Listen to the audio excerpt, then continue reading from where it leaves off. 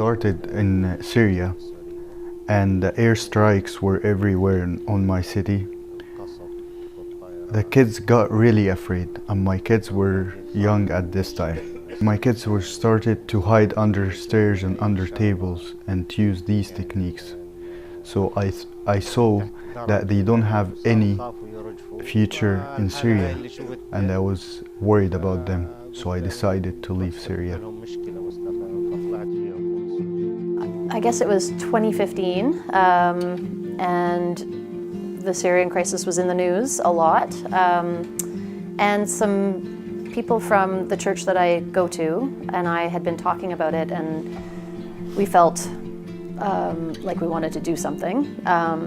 Didn't know what, but we had somebody come and talk to our church about sponsoring families and being a sponsor, and how you do it in the process and everything. And at that time I think I had not quite a 2-year-old, a 5-year-old and an 8-year-old, and my dad had just passed away, and I think I was overwhelmed with a lot of things, but I just felt like people in Syria must be way more overwhelmed than even how I was feeling. In 2015, I received a message that says, "Would you like to go to Canada?" I didn't know what Canada was. I had only heard about it, but I said okay anyways. The MC asked me, "Where would you like to go in Canada?"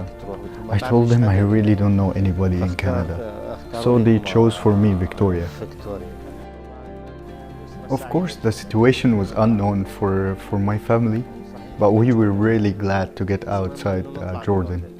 It was my first time for me and my family on a plane, but it was pretty surprising, but we were really happy that we're getting outside Jordan.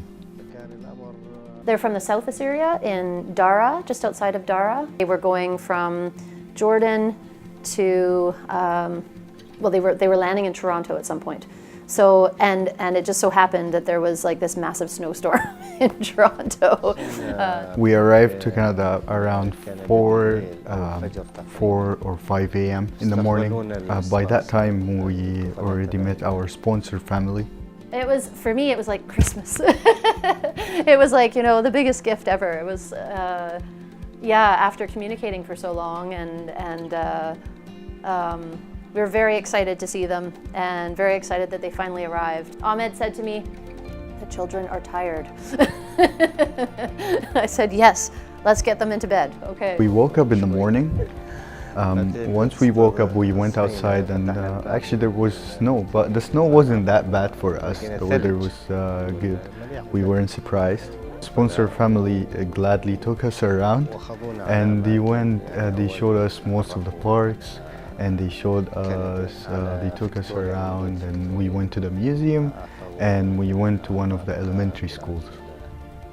All the systems that we have here in Canada that all of us probably take for granted, and you know, we all know, those had to be taught. Last question is, would you ever go back to Syria if things were safe again? Do you have any reason to go back to Syria, or is Canada officially your home now? هذا شو بقى السؤال. هلا عم تقول انه ممكن ترجع على سوريا بس اذا صار مثلا وضع رجع السلم بسوريا، ممكن ترجع على سوريا ولا تضل هون مرة ثانية؟ تضل بكندا. Whatever the challenges are, whatever the situation is, we will keep going, we will get over it.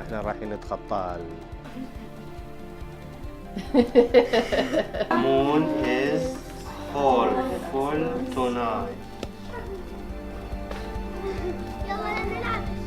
When my children happy, I am happy.